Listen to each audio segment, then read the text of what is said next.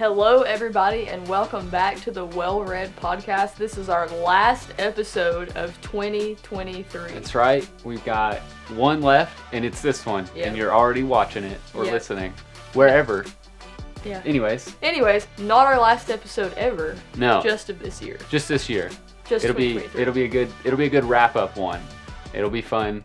We started the episode with just the two of us on a podcast, and we're gonna end out the year doing the same thing. Yep. I think we started the year. What was it? The how to read your Bible. Why was first. Why you should read your Bible Mhm. and how to read it. And then we started having guests on after that, and we've had an awesome year. I Yes. mean, awesome podcasts, or awesome guests on the podcast, and everybody has just been really great to get to talk to, even though I wasn't in those episodes, some of them, I still got to listen to them. I was usually sitting right off Yep. camera, so I still felt like I got to participate, even though I didn't really. But I'm getting to participate this time. Yes. So. Welcome back.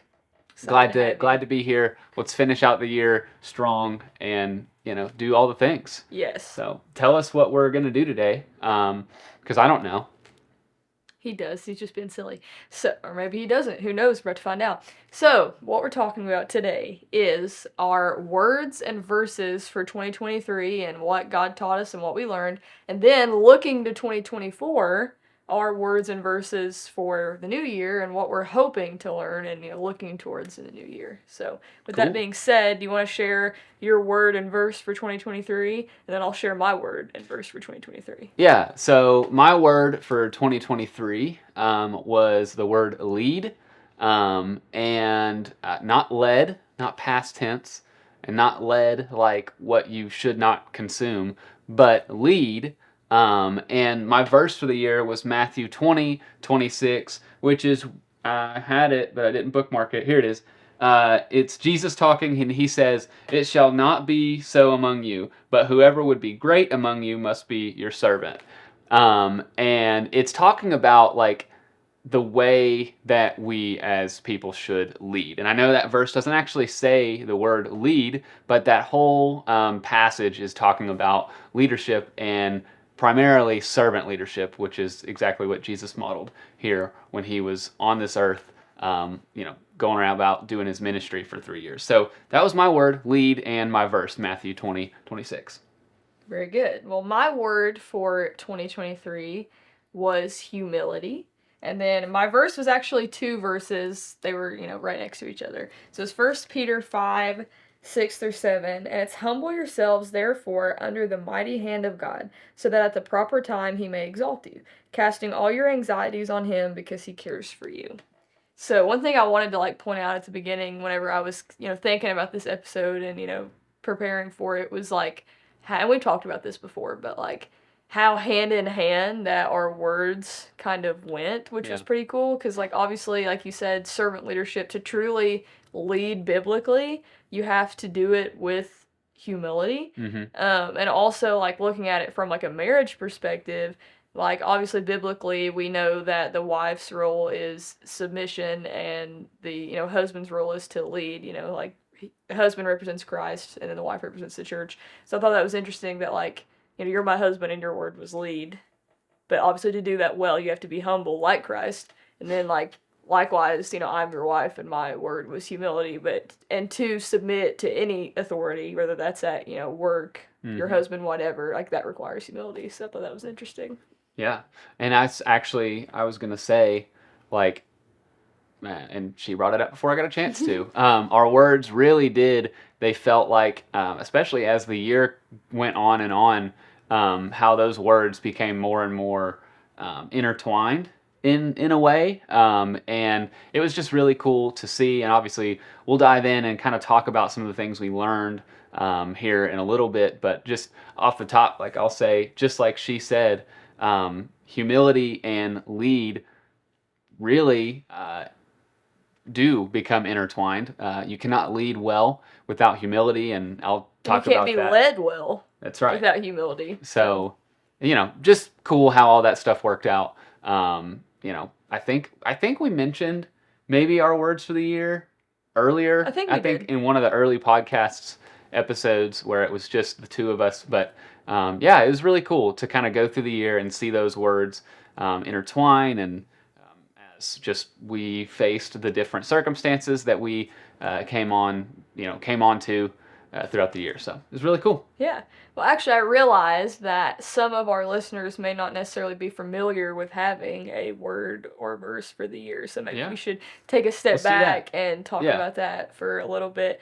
So, what's been your experience with having a word and verse for the year? And then I'll tell mine. Yeah. So this is something that kind of a concept that I was sort of familiar with before we got married, but didn't really apply it to my life or anything like that. But then when we got married, like I just felt really. So we got married last year, 2022, and at the beginning of 2022. So we got married in February, so we still had 10 months before we ever got to this year where we talked about words for the year.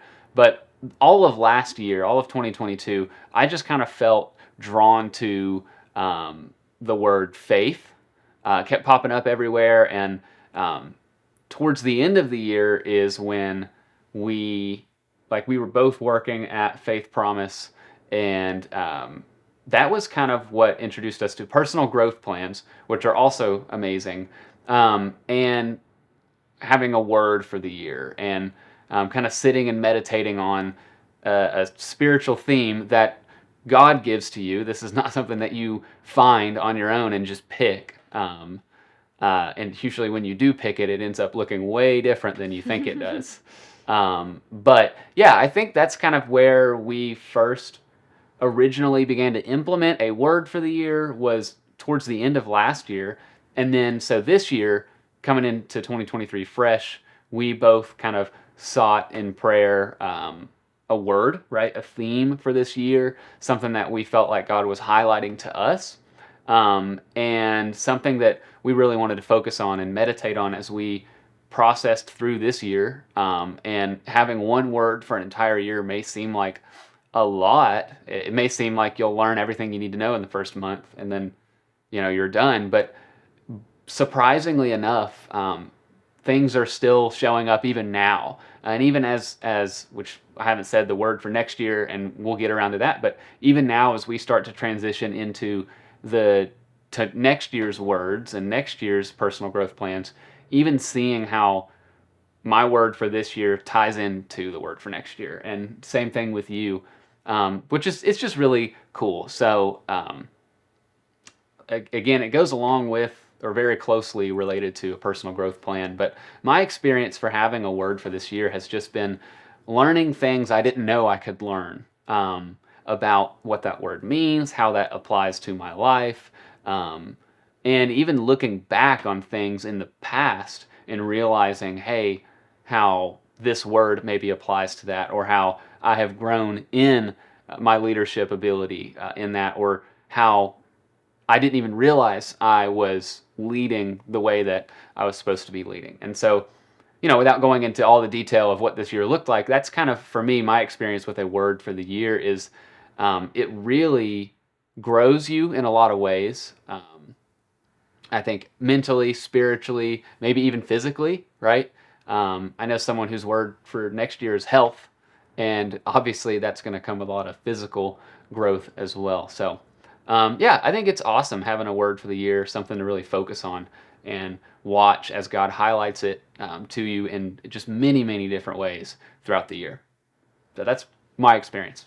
Yes. So for me, a little bit similar, but I did have a word for 2022. I kind of like you, I'd heard about people like doing that, but I didn't know a lot about it, I Mm-hmm. guess. And so for 2022, I decided that I was going to ask God for a word for the year, which is strange because this was before we were attending Faith Promise. I didn't know anything about personal growth plans or anything, but I asked God, what should my word for 2022 be? And the word that I got was peace. Now, at the time, I was like, no, it's not it. So then I went and, asked God again what it was, and he had already revealed it to me, so it was kind of like, oh, this isn't one of those deals where you get to trade in. Yeah. I didn't like that one, so let me get something else. So I was like, okay, fine, I guess it's peace. Well, like, obviously I didn't know about personal growth plans or anything, so I don't think I was equipped Yeah. to really go after that word like I think I could have. But in the long run, like, God used it anyway, and I'll get into it when I talk about my 2023 word, because they kind of went hand in hand. Yeah. But all that to say, whenever that we started attending Faith Promise, and for a little bit we both worked there, he still does now. But I ended up choosing a verse to go with my word, because I didn't have a verse. So I found a verse that went with my word. And then whenever that it came, like, to the end of the year and we were looking to 2023, we started learning more about, like, how to, get your word, find your verse, do a personal growth plan, which we didn't really explain what that was, but it's basically like, I hesitate to call it a list, because it's not really a list, but it's more of, like, ways that you are going to intentionally, like, seek God throughout the year. It's not like a legalistic checklist. It's just a way of, like, I want to seek God more this year, and this is how I plan to do that, I guess. Which our church, like, puts a lot of emphasis on that, and, helps people, like, make their growth plan and everything. So that's where we kind of were equipped to do that. But that's kind of my experience, similar to yours. But I did have a word for 2022 before that we got to Faith Promise. But I didn't necessarily know how to pursue it, I would say. Nice. So cool. Well, that being said, what do you say we jump in? Let's start talking about our words. Is that cool? Yeah. Okay. You want me to go first? Or do you want to? I guess I can, if you don't care. Go for it. Okay. So, like I said, my word for 2023 was humility. Now, I'll back up to go back to peace, because when I got peace, the reason why I was like, nah, that's not it, because some of you guys were listening and you're like, peace, that's a really nice word, you should have been, like, excited about that, but I wasn't, because I lacked the faith to believe that peace would be my word. And which was interesting, because whenever I finally kind of, like, surrendered and accepted that peace was going to be my word, I thought that meant, I'll back up and say that I struggle with, being worried and stressed and anxious. And I thought that when I got the word peace, that meant that by the end of 2022, I was never going to be anxious again. Now, did God, say this is what's going to happen? No, that's not what happened. But that's what I took peace to mean for my life. Now, what I didn't realize was it was going to take the whole year for me to start even believing that I had peace. Now, obviously, I have peace. I'm a follower of Jesus, and that is our inheritance as followers of Jesus. However, I struggled to really think that, like, that was for me. It's like, yeah, like, I have peace, but I'm a worrier, so, that doesn't really show up for me. And that was kind of the attitude that I had. And it took all of 2022 to, like, get to a place where I was like, no, like, I have peace because I have Jesus and he is peace. But I didn't really get that faith until the end of the year. So it was like, oh. It wasn't like that I had this year of overcoming worry. It was a year of, like, really grasping on to the fact that I have peace. Yeah. So then, towards the end of the year of 2022, in November, our church was doing, like, a prayer gathering every Saturday leading up to an event. And I was praying at one of the prayer gatherings, asking God what my word for 2023 should be. And what I kind of felt was humility. Now, I was like, that's strange, because I've never really been an arrogant person. Yeah. Like, the opposite, really. So that kind of stood out to me a little bit, because I'm like, I feel like that's not really a struggle that I have. I'm definitely not super arrogant and want people to look at me and everything. And so it wasn't like with peace where I was like, nah, that's not it. Like, I knew it was it, but I was kind of like, okay, but, like, why? What I guess am I looking for in this upcoming year? And so then the Lord revealed my verse to me, which was 2 verses, which I'll read it again. It's 1 Peter 5, 6 through 7. Humble yourselves, therefore, under the mighty hand of God, so that at the proper time he may exalt you. There's a comma. Casting all your anxieties on him because he cares for you. Now, I'm sure that if you're like me and you grew up in church, I had 1 Peter 5:7 memorized since I was a kid, like, cast your cares on him because, he cares for you. Have known that verse, like, my whole life. Now, I did not realize what came before it. Now, I'd read all of 1 Peter, but I didn't connect, like, the dots. And I think we talk a lot on this podcast about looking at the context of things, not looking at a single verse in isolation and not looking at what's around it, because you don't, always get fully what that God's saying in the text. And that was the case for me. I'm like, okay, I cast my cares on him because he cares for me. But, like, in order to cast your cares on God, you first have to humble yourself and recognize that you can't carry those cares. Yeah. So that was kind of like a mind-blowing thing for me when God showed me those verses and that they were, connected. Like, my translation literally has, like, a comma, like it's one sentence. It's two verses, but it's one sentence. And so that was really kind of mind-blowing to me, because I realized that humility was going to be the next step in peace. It took all of 2022 to believe and know that I had peace. And then this year it was going to take humility to walk in that peace. Because I realized it wasn't that I am arrogant, because I'm not. That's not really something I struggle with.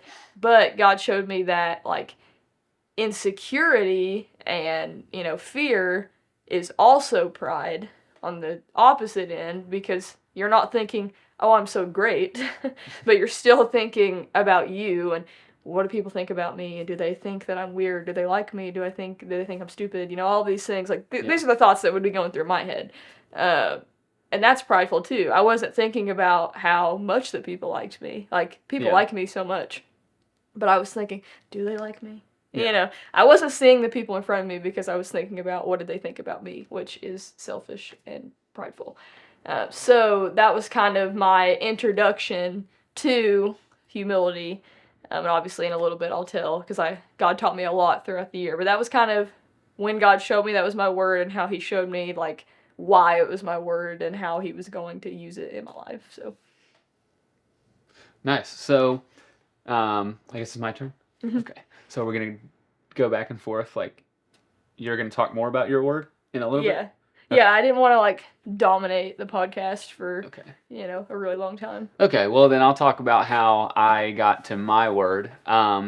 So really, the way that I got to lead is I just, let's see.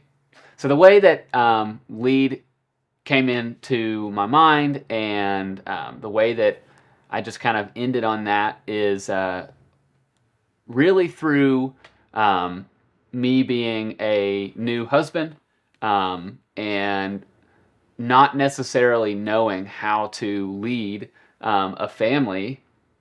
Really, I've never had to do that before, obviously. And so the word lead came out of really a need for it. And I say a need for it because, like, I can make decisions, I can lead in that capacity, but to be able to lead spiritually is a much larger endeavor than just being able to lead physically. So I landed on lead, like I say, kind of out of a necessity for it. So Leslie grew up in an environment where she really was drawn to Scripture and knew it very well, had verses and even passages memorized, and just honestly has a talent. That's why she does this. Has a talent for diving in and learning more about Scripture, whereas that's not necessarily me. One, I'm not really reading isn't my thing. So the thought of, hey, let me just sit down and read passages for hours doesn't bring me joy, but it does her. And so all of that has kind of led to Leslie has a really strong grasp on the Scriptures, a really strong knowledge of the Scriptures. And I grew up in a Christian household, and I grew up in a biblical household, and I had great examples set for me. but I never really tried to dive into that depth on my own before. So coming into our marriage, I kind of felt like I couldn't lead spiritually because I didn't know as much Bible as she did, or I wasn't as spiritual as she was. And one, that was obviously an insecurity of mine, and something that I've had to work through and knock off. And every now and then that'll come back, and I'll have to intentionally push that thought out, even though that still may be true. She may still know more like quantity of Bible verses. That doesn't mean that I can't lead her, and our own family, right? Just in the future as we continue on through life, like leadership is not something that's going to go away. And so for me, it really started out of a necessity because I felt like I don't know how to lead. I don't know what that means. I don't know what that means physically. I don't know what that means spiritually, and even emotionally. I didn't know what that meant. So that's where I ended on lead, and the verse comes into play again. It's Matthew 20:26, and like I say, that's where Jesus is talking about being a servant leader. The whole passage is about being a servant leader. Which we talked about with Paul and Terry. That's right. Yeah. That's right. I remember that now. We Yeah. had mentioned. I don't know if it's. I think you had picked the verse for that. The Yeah, I passage did. for that, and we didn't even realize until we got to actually recording that episode that had my verse for the year in it. And so we did get to talk about it with them. But yeah, I mean, Jesus talks about being a servant leadership, not just there. He talks about it all over the place. But I landed on that specific verse because he's talking about, the least of you, right, will be exalted in some capacity. And I really take that to mean, or in this context, I took that to mean like I needed to learn what it meant to serve. I needed to learn what it meant to serve her, serve other people, that I can't truly lead anybody and can't truly love anybody if I am doing things for myself. Kind of bringing in the humility side of things. Anybody can boss somebody around, right? There's a difference between a boss and a leader, and I think a lot of you probably know that. But the difference is being a servant, right? People are more willing to trust somebody that is caring for them. And so for me, that is where lead came in, and that's why that verse was the one that I picked, is because I knew for me as a husband, as a leader at work, and just in different areas of my life, that I needed to learn what it meant to serve others before I could truly lead them in any meaningful way. So. Oh, that's good. Cool. Hey, Okay. Before you start, I need a water. Okay. Stand by. I'm back. I got a water. Go ahead. Happy for you. Okay. So to get kind of deeper into my word and verse, my verses were in 1 Peter, written by the Apostle Peter. Now, what was crazy is that God started to reveal to me, which obviously as you're studying your verse for the year, you're obviously going to look at the context, which part of the context is the author. And so I started looking into the life of the author, the Apostle Peter. And what I realized is that he and I have a lot in common. A lot in common. And so what was kind of interesting as God revealed that to me is that I was like, actually let me back up and give some examples. So Peter, when you think of Peter, you probably think of one of two things, or one of three. You're thinking of him walking on water and then sinking. You're thinking of him denying Jesus 3 times. Or you're thinking of how that he went on to, become this great leader in the early church. Those are probably the 3 things that you're thinking about when you think about it. I mean, that's kind of his 3 main, stories. Well, but he's in there a lot. But what's interesting is that, 2 of the things that we think about when it comes to Peter is his failures, But he goes on to be this great leader. So, give an example of how I kind of saw these verses at play in his life in the Gospels is whenever that he's walking on water. Now, one thing that I think that Peter kind of gets a bad rap for is, people say that he he doubted and he sunk, which is true. However, like, he was the only one that had the faith to get out of the boat in the first place. So I think he deserves some credit there. Uh, Peter obviously has faith. He had enough faith to where that he literally left his entire livelihood of being a fisherman to go follow, this rabbi, Jesus. So he has faith. He's proven that in the way that he's literally rearranged his entire life around following Jesus. Then obviously we have the moment whenever that he says, when Jesus asks his disciples, "Who do you say that I am?" And Peter says, "You are the Christ, the Son of the living God." He confesses, with his mouth who that Jesus is, and it's obvious that he believes it because Jesus says that it's, God who revealed that to Peter. So Peter has faith. Period. No one can really argue that point. He does. But his faith, isn't as strong as it could be. And that's when we see, like, he takes his eyes off of Jesus and he sinks. He denies knowing Jesus 3 times. But what I kind of started looking at with those moments, and not just those, because we have a lot of moments where Peter does something kind of dumb. We have that a lot in the Gospels.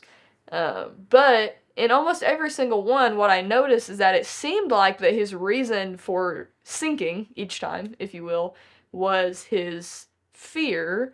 And why was he afraid? Well, because he was thinking about himself. Let's look at the walking on water example. It says that he took his eyes off Jesus, we know that. And it says when he saw the wind boisterous. So he took his eyes off Jesus and he looked at his circumstances and he saw that they were dangerous, that he was in a dangerous situation. And then, he got afraid and he sank. So, like, in that moment, when he took his eyes off of Jesus, what was distracting him? It was, this self-preservation. I want to be safe and, want to be okay. Then when he denies Jesus, he, obviously, I would assume that his motive behind that was he realized Jesus has been arrested. We don't really know what's going to happen to him.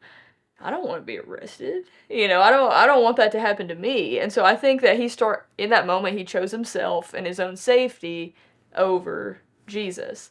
And even like the amount of transfiguration, whenever that he says that they need to make a tabernacle for Moses and a tabernacle for Elijah, and that's like wasn't right. He shouldn't have said that. Like, it literally says in the text that like he said that because he was terrified or something like that. So it's like he said something really dumb that he shouldn't have said, and the reason that he said it is because he was terrified. Yeah. So, like, in these moments, in these mega failures, like, he's thinking about himself and he's thinking about Peter and Peter's safety. Well, similarly, like, for myself, like, I would say one of my biggest values in life, and I don't think it's a bad thing, but this year God's been kind of showing me how to rework it. One of my biggest values in life is safety. Like, I need to be prepared, I need to be safe, I need to be certain, I need to be secure. Like, if I'm going somewhere, I want to know ahead of time, like, how long are we staying, who's going to be there, what's the expectations of, this thing that we're attending. Like, I need something firm to grasp onto. And I think that Peter is similar, based on what I observed from his life. So, and then you turn to Acts, whenever he delivers this, powerful sermon, 3,000 people get saved.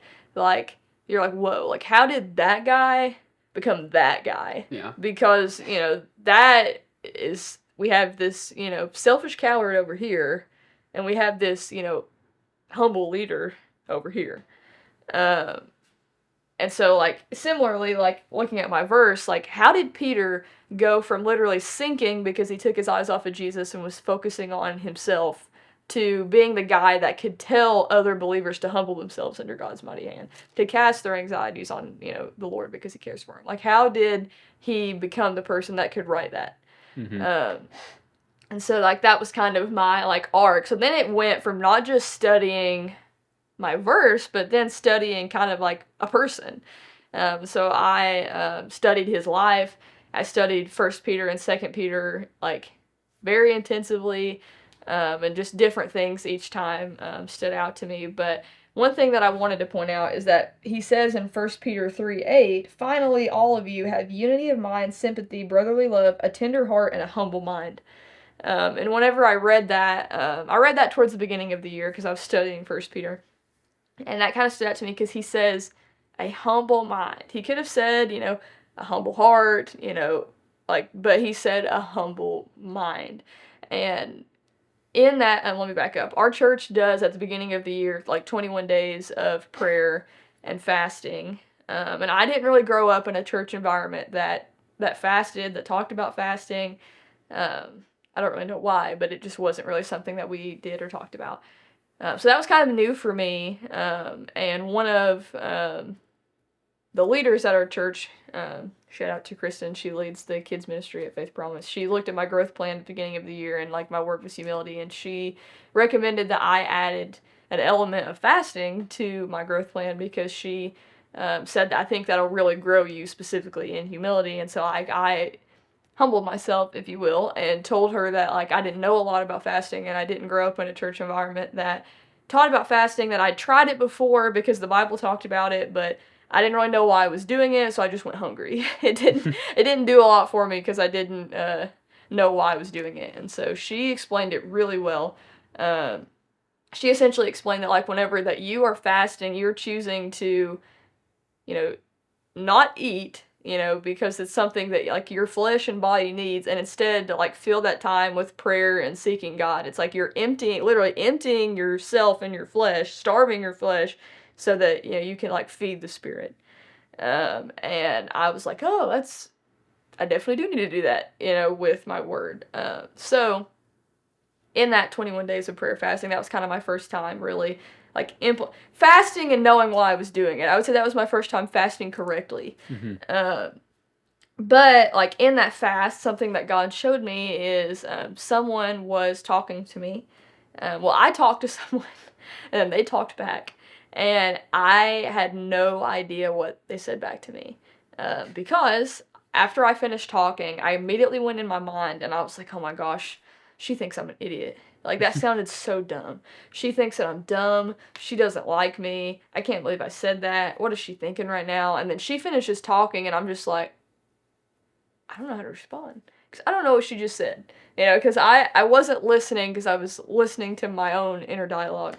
And that's kind of whenever I read that verse in 1 Peter 3, the humble mind, I was like, wow, like, I need a humble mind, which I think that was something that obviously God showed it to me early on for a reason. I think that God was showing me that, like, 'cause sometimes, like, when I would tell people my word was humility, they would be like, well, that's strange that your word would be humility because you don't really seem like a selfish person. That's weird. And what I realized is that, like, outwardly, maybe I did look humble, but inwardly, a lot of times I wasn't. And the only people that really knew about that, was me and God. We were the only two people that, knew my inner dialogue. And so I think that God showed me that so early on in the year of saying, like, outwardly, you might appear to be humble, but inwardly, like, you're thinking about yourself a lot. Which was really convicting. I mean, whenever that I didn't know, what this, person said back to me, like, obviously, like, she didn't know, we continued the conversation, but I was embarrassed, even though she didn't know about it, because, like, in a way, like, I was embarrassed because God knew about it, you know what I mean? It was like, oh my goodness, that's so embarrassing that, like, I literally cared more about myself than this person, because ultimately that's, like, what it was. So, like, having a humble mind, like, so much of, like, I think selfishness comes in your mind, because are you thinking about, like, yourself, your own comfort, your likes, your dislikes, what do people think about you? Like, all of that is pride and selfishness, and, like, I think we need to continually, like, ask God to give us a humble mind, because that's, like, if you have a humble mind and you're thinking humble thoughts, then, like, it's gonna come out outwardly, and it be genuine. It's not gonna be this false humility, I guess, that I had outwardly. It's gonna be real and genuine. But I did want to say, while we were on fasting, what was crazy is the days that I would fast, I would not feel worried or anxious at all. Like, the entire day. And that's really rare for me. There's not a lot of days that I don't experience some type of, like, just feelings of anxiety, like, in my body. But, like, when I would fast, I didn't. Like, most days I have some type of uneasiness in my chest, like I didn't.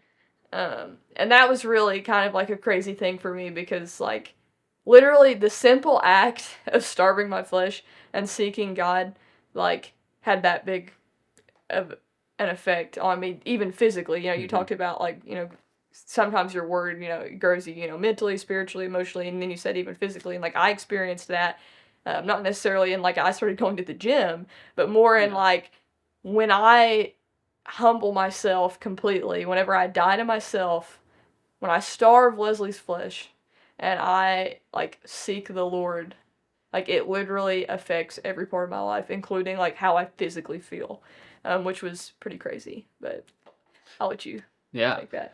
So some of the biggest things I think that I learned this year is, in what it takes to be a leader. And I think that even a lot of people, they'll look at the word leader, right, or the word lead, and they'll think, oh, that's for outgoing people. That's for people who are great at public speaking. That's people who like attention. And something that I I learned even more recently this year is that is absolutely not the case. Anybody can be a leader.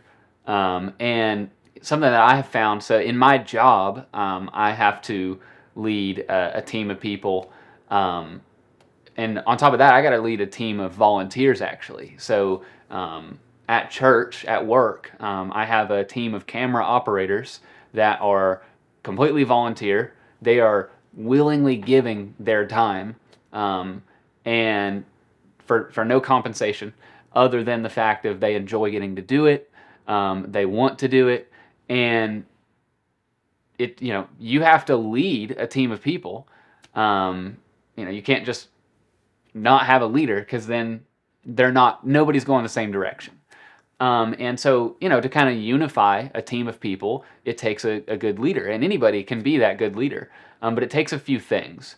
And I found that the things that it really takes, one is love. Um, you cannot lead, and really, love, Jesus showed us what love looked like. Love looks like, but love means putting someone else before yourself, right? And humble, well, true love has humility in it. And kind of going along what you said, humility is not thinking less of yourself. Like, humility is not thinking, oh, I'm terrible, or like, oh, I'm worth nothing. That's not humility. And it's also not humble to say, this person is worth a lot more than what I'm worth. I'm going to put myself down in an attempt to make it look like I'm elevating someone else up. That's not what humility is either. Humility is just thinking of yourself less, like not thinking about yourself. In turn, filling that space of what you might be thinking of yourself about with thinking about other people, right? Trying to think of what they might need, think about what they might want, right? Think of how you can care for them. And so when I say love is one of the most important things that a leader needs, you have to care for the people or the person that you are leading. You have to love them. Um, you know, Obviously, like I say, at work, that's what I have to do. I have to, and say I have to, like, to be a good leader to these people. This is what I do is I invest in them. I show them that I appreciate, first of all, what they're doing. I show them that I care about what's going on in their lives. Um, and that's just one aspect of what it looks like to love them. But then going, to being a husband, right, to lead your wife, you have to obviously love her. That's the bare minimum, though. Like, truly loving your spouse is putting them before yourself, knowing what your spouse needs, and being able to, you know, achieve those needs. I don't know what the right word is to say Meet those there. needs? Meet those needs. There we go. Look at that. English major. Yep. Yeah, being able to meet those needs, because truly being able to lead someone, there has to be love in that. They have to know that you care about them in order to submit to your leadership. And kind of going back to what you were saying about how it takes humility to submit, that's 100% true, but it takes humility to lead well too. Because someone who's not leading with humility isn't a leader, that's a boss. Saying, do what I say to do because I told you to do it. That's just someone who's being bossy, right? It's so easy for someone to submit to leadership if they know this person cares about me, this person loves me, this person wants what's best for me, even if it may not be what I want to do right now. I know this person cares about me, and that is crucial to, that's what I've learned is crucial to being a leader. So first of all is love, and in that comes servanthood, right? This is what Jesus was talking about in this passage. To really lead people, you've got to serve them, right? Being a leader is not a position of status, um, and it's not something that you can kind of abuse or hold over people's heads.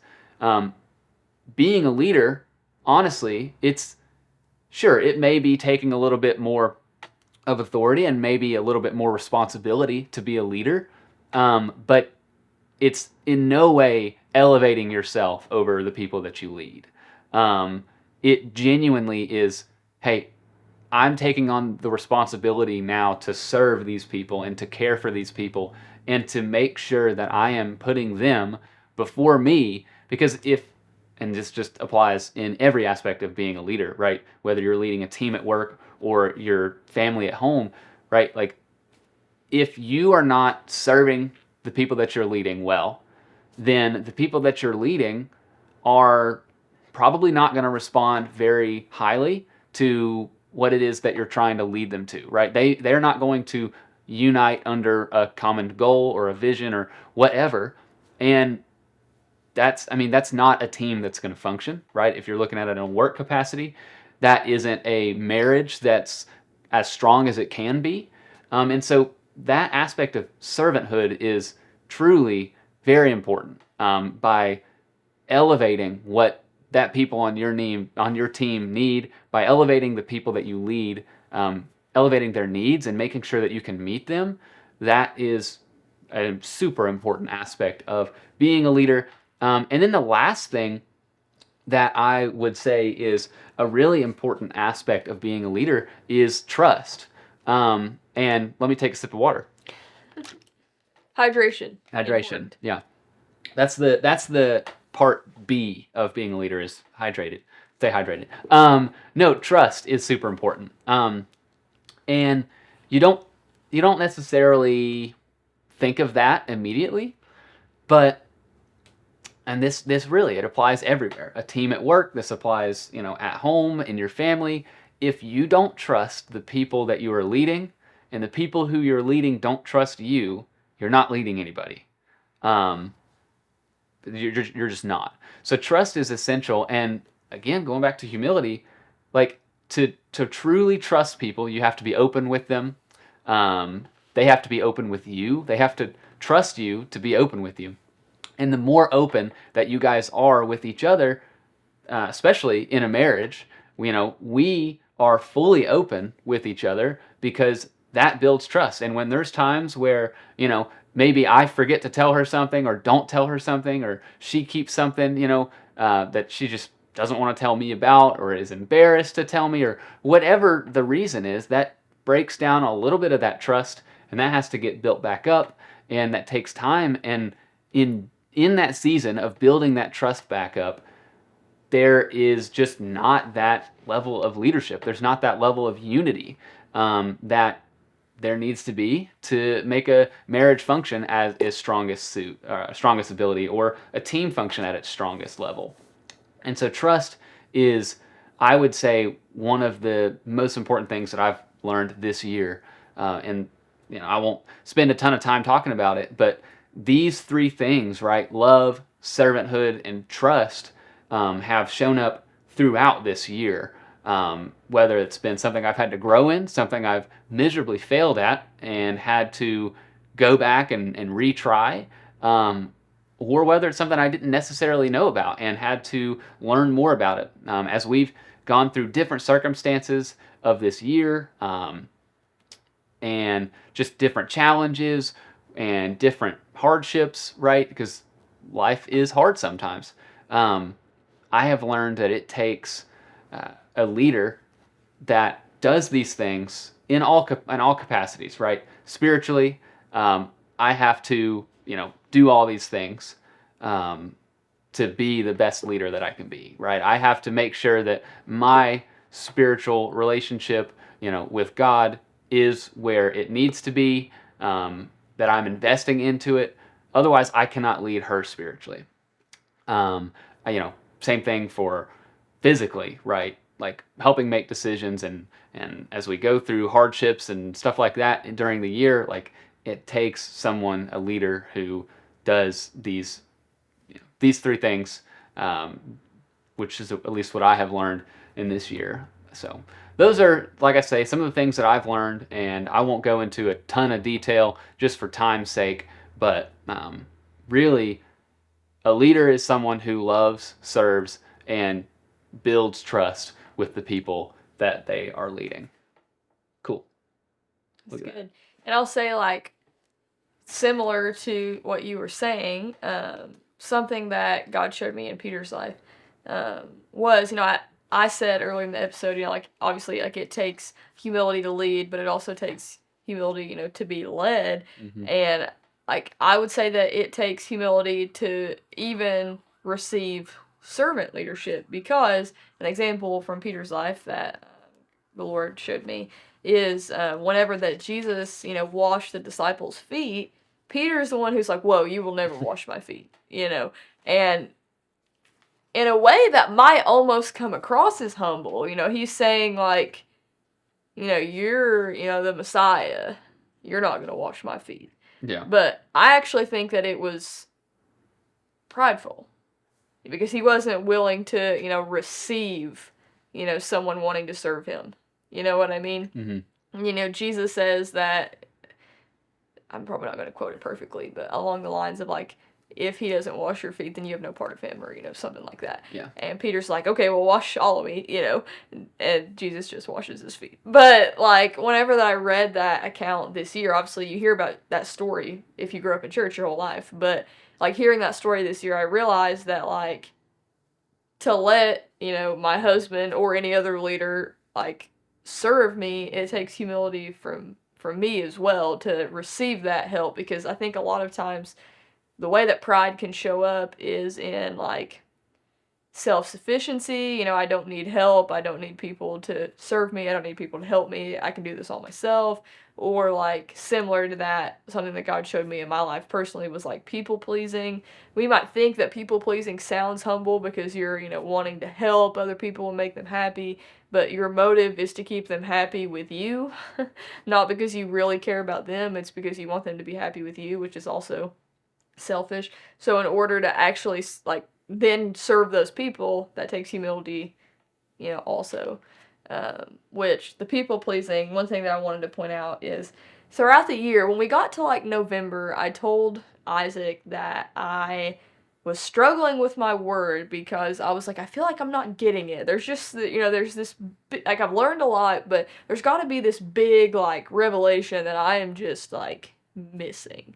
And, like, as I was, praying about that, what God kind of showed me was that humility isn't necessarily an instantaneous thing that happens. It's something that you have to wake up every day and choose, I'm going to live my life first for the Lord, second to serve others, not for myself. Like, that's a choice that you have to make daily. It's not something that one day you wake up and you're like, I'm humble now. Yeah. Like, you have to choose to humble yourself daily. And sometimes not just daily, sometimes, like, minute by minute. Yeah. And so, like, it wasn't that there's this big thing that I was missing. I mean, I guess it was, but it was more so that, like, hey, like, what you've learned is the big thing. Take what you've learned and apply it. Mm-hmm. You see, I would look at Peter at Pentecost, and he's literally standing, fearless. Like, literally before he's, like, denying Jesus, and now he's, like, standing boldly, essentially saying, like, if they want to, come arrest me, and, kill me, that's fine. Like, he was humble in that moment, and I'm like, but it seemed like such an instantaneous thing for him. And it was, he was filled with the Holy Spirit, and that obviously was a game changer and did change. And obviously, Jesus had also risen from the dead, and he'd witnessed that. Like, those are two huge moments in world history, church history, like, and in his life. But he still had to learn to live that out daily and walk in step with the Holy Spirit. And a kind of example of that is in Galatians 2. I'm going to read Galatians 2, 11 through 14. So Galatians is written by the Apostle Paul, and he has this moment with Peter. So it says, but when Cephas, now that is Peter, Cephas and Peter are the same person. But when Cephas came to Antioch, I opposed him to his face, because he stood condemned. For before certain men came from James, he was eating with the Gentiles. But when they came, he drew back and separated himself, fearing the circumcision party. And the rest of the Jews acted hypocritically along with him, so that even Barnabas was led astray by their hypocrisy. But when I saw that their conduct was not in step with the truth of the gospel, I said to Cephas before them all, if you, though a Jew, live like a Gentile and not like a Jew, how can you force the Gentiles to live like Jews? So to give context, there was a sect of people in the early church that believed that Gentiles needed to be circumcised to be saved. Now, obviously, like, Scripture makes it very clear that that's not true. That's, a false gospel. We're, saved by grace through faith alone, in Christ alone. So that was a false gospel. But out of fear of the circumcision party, Peter had fallen into some not biblical practices, and Paul called him out for that. So, like, even, like, Peter's this incredible leader in the early church, but he still has his moments where in that moment he didn't humble himself. He chose to, be selfish and people please, and then he got called out. So, like, in a way, that story comforts me a little bit, because it lets me know that even whenever that I've grown in sanctification, obviously Peter had grown tremendously from what we see in the Gospels. He still, because we're still in the flesh, wasn't perfect.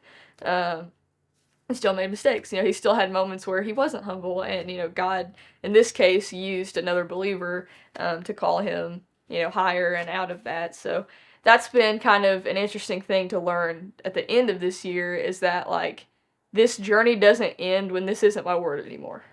Like, it's not like when the clock strikes midnight on January 1st, I forget about being humble. Yeah. That's not, how it works. It's still something that I'm going to need to apply in my life, minute by minute. Yeah. But one thing that I wanted to point out in Peter's life is at the end of John. So Peter, denied Jesus 3 times, and then Jesus, he's crucified, and then he rises from the dead, and then, as you all probably know, they have this moment by a charcoal fire where he asks Peter 3 times if he loves him.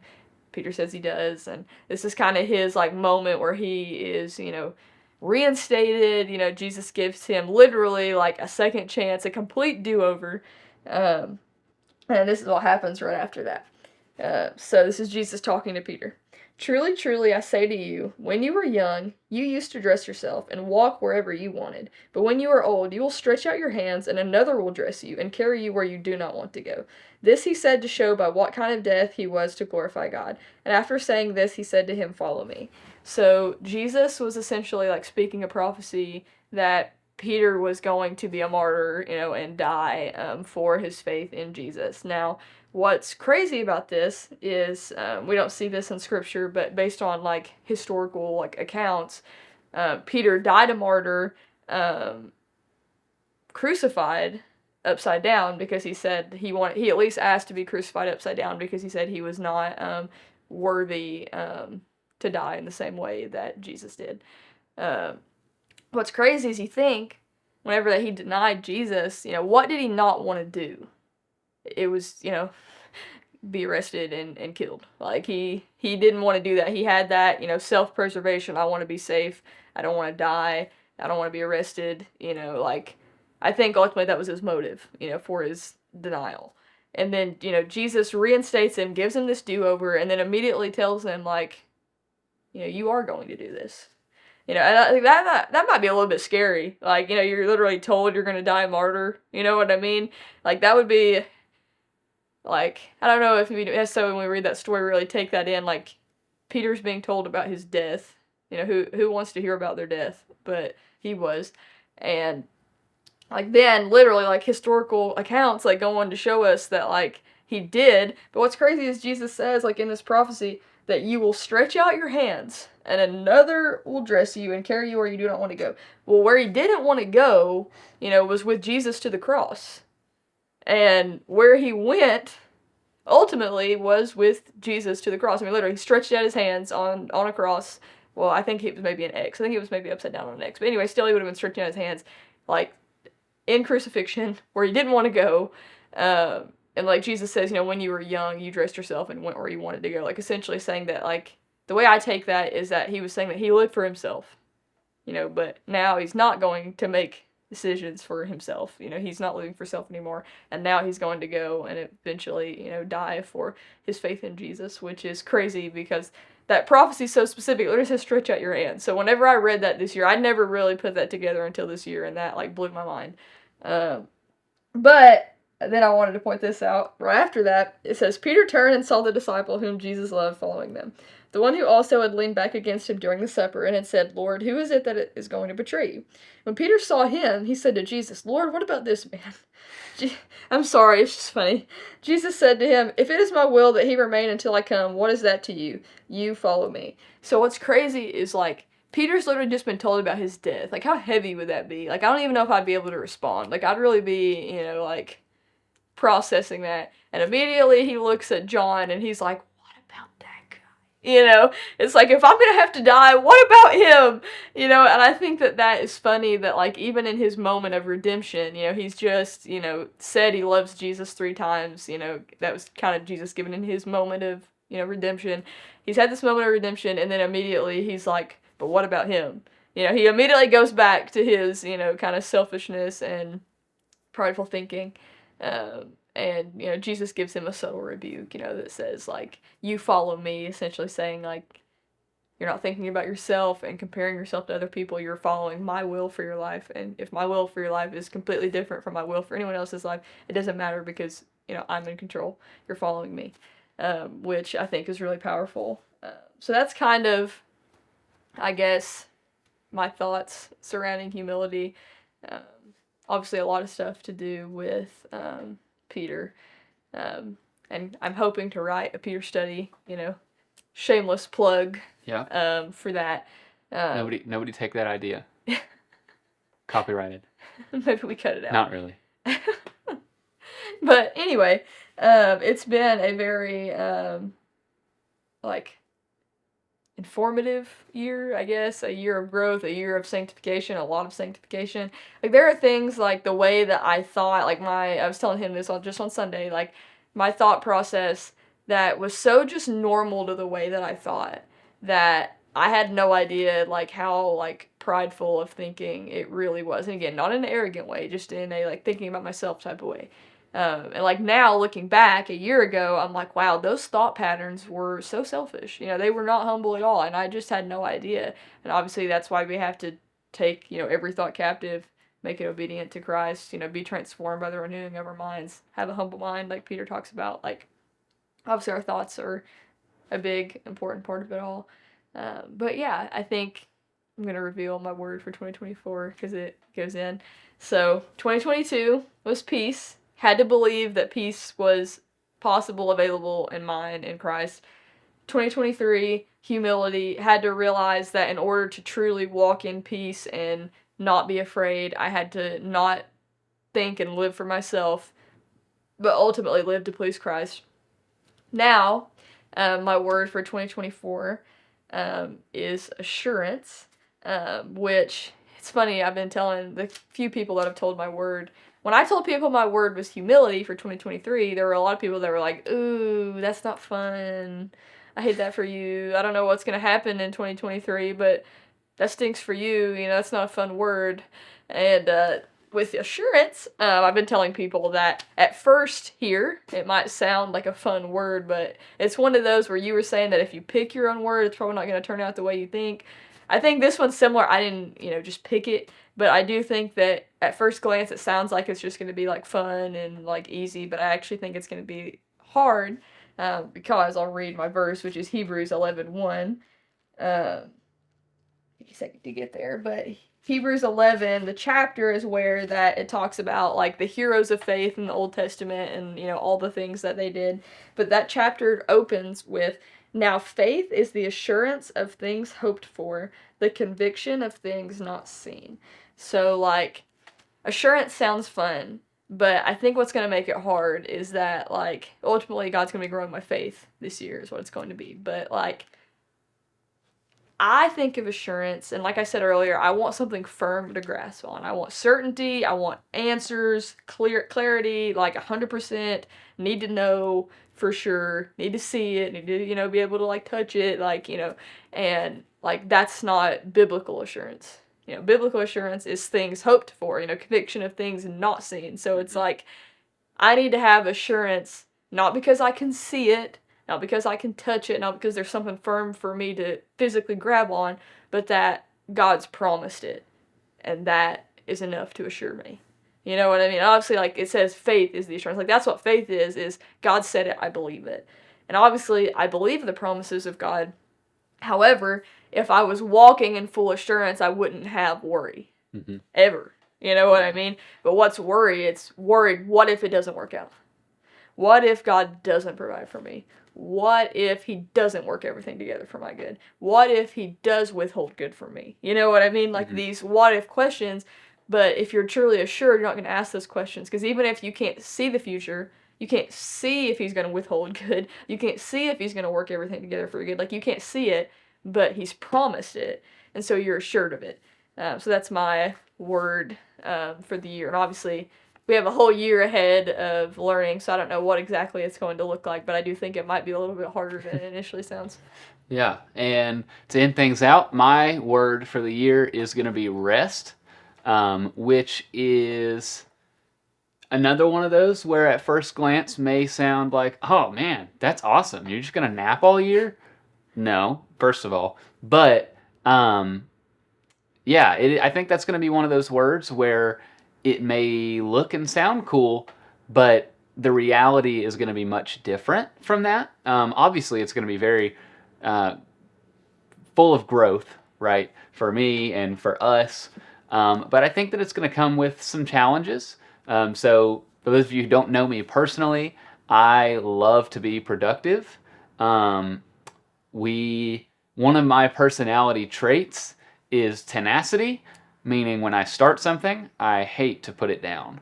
Like, when I start a project, it's all systems go until I get that thing done. And if I can't get it done one day, that's my project for the next day until it's done. I like to be busy. I like to work with my hands. I like to do things, to tinker with stuff. And that can be good, but it also can be bad when you're spending 24/7 being productive and not stopping to rest. I won't go into a ton of detail, and I'll get to my verse here in a second, but I was listening to a podcast earlier this year, I think it was over the summer, from the Bible Project. Again, we've used that as one of our resources. Love their podcasts. They have a podcast on rest, about a Sabbath. And I'm going to go back, obviously, and listen to those episodes next year as a way to study and kind of learn more about the biblical principle of rest and a Sabbath. But it taught me just so much about how we as people, but as Christ followers as well, how we are genuinely designed around the idea of a Sabbath. And when I say that, I don't necessarily mean this legalistic pick one day and don't work, but more like we are designed to not go all the time. We are designed to rely on our Creator. We are designed to work, yes, because that's what God says Adam is to do after the fall. But he very intentionally does not say, you're going to work 24/7 and not going to have time for anything else. And it's something that we, especially in the American culture, we just have to be busy, right? We have to work as much as we can. We've got to make as much money as we can to pay off the bills and to save for a house and start the college fund and prep for retirement. And then by the time that you get to retirement age and, you know, your life is almost over, you have spent all of it just busy, busy, busy. And now you can't enjoy the rest of your life. And so for me, again, as someone I love to be productive, rest is going to be very refreshing for me, but it's going to be very challenging. Something else that I learned on that Bible Project podcast was the definition of rest is specifically to inconveniently interrupt your schedule so that you can rely on the Creator. And that can look like, hey, I didn't finish all my projects this week and I needed to get it done. You know, personal projects, right? Obviously, if your job requires you to get something done, for like, get that done.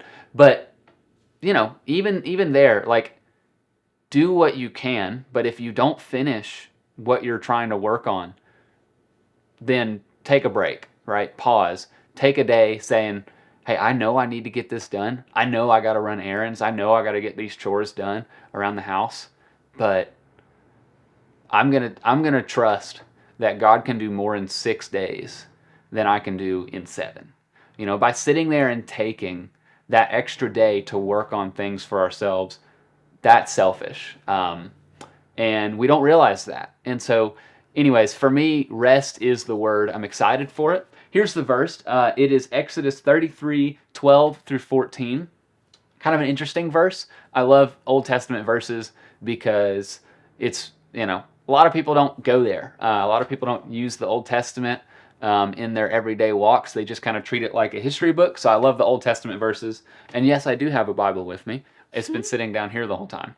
But it says, Moses said to the Lord, and I believe this is up, I haven't 100% looked at the context, but I believe this was either Moses was up on a mountain or he was like in the tent of meeting. Anyways, Moses is talking to the Lord, and it says, Moses said to the Lord, see, you say to me, bring up this people, but you have not let me know whom you will send with me. Yet you have said, I know you by name, and you have also found favor in my sight.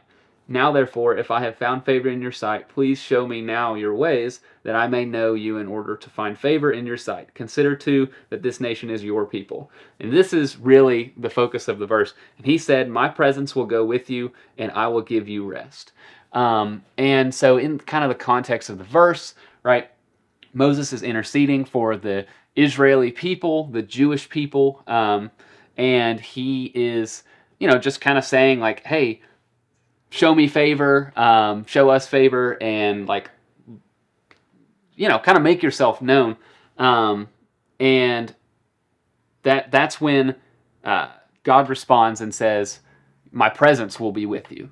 And in that presence, right, there you will find rest, as almost a way to say, hey, this is how you will know that I'm with you, is this rest. And so I'm excited to see all that brings. Exodus is sometimes a difficult book to read, but it looks like that's what I get to read next year.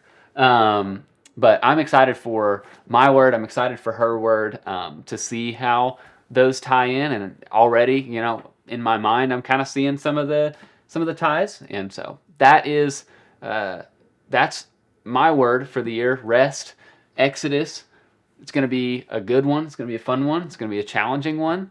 But I think that really rest is super important to learn now, so that as things get busier and busier in life, we have that principle, rather than just letting things build and build and build until it's too late. To really learn how to rest now, I think is going to be super important for myself, for us, and for our future family. So yeah, very good. Well, love it. Thank you guys for listening this year. Obviously, 2023 was our first year of Well Read. Yeah. And it's been a great year. I am grateful to all of you for, you know, listening, watching, all the things. And I'm grateful to the guests that we've had on. Mm-hmm. we learned so much from them, and I just am grateful that they, carved out time to come and be on our podcast, and so thank you to them. Thank you to Isaac for, doing all of the tech video things. I appreciate it. But we love you guys. We hope that you have or had a Merry Christmas, depending on when this goes live. I don't know if hopefully before. We'll see. Hopefully. I've got the next couple days off. Yes, hopefully before. Hopefully you have a Merry Christmas. Yeah. But if not, hopefully you had a Merry Christmas. Yes. This is our Christmas decoration for the podcast. This should have been here the whole time. Why does it look red on screen, but it's green? That's the focus assist. Oh. It highlights. See how I'm red? Oh. And see how you're there's red around your head? Oh. Yeah, that's it's this right here. Okay, for context for you guys, we have the same exact decoration in red, and it's over there. It's over there. And so I was like, wait a minute. Yeah, it's like this is okay. Anyway, you're revealing my secrets. Yes, okay. Anyway. We have a focus assist on the camera that tells me what's in focus. It highlights things in red. It's not really red. Okay, sorry about that, guys. But we love you. We're grateful for you. Hope that you have a Merry Christmas, and we will see you back for our January episode. We're excited for all that God has for us and for you and for Well Read in 2024. Yeah, but except don't go just yet. So you see how on, I don't know what side it's probably the left side of the frame. See how the left side of Leslie's face is really bright now? It's because the sun is shooting through our window and hitting her in the side of the face. And so, oops, but our curtains aren't dark enough to block that out. So, hey, if you sat through and waited for that little gem, thanks. We appreciate that. Thanks. Merry Christmas. Merry Christmas, guys. Happy New Year. We will see you. See you next year.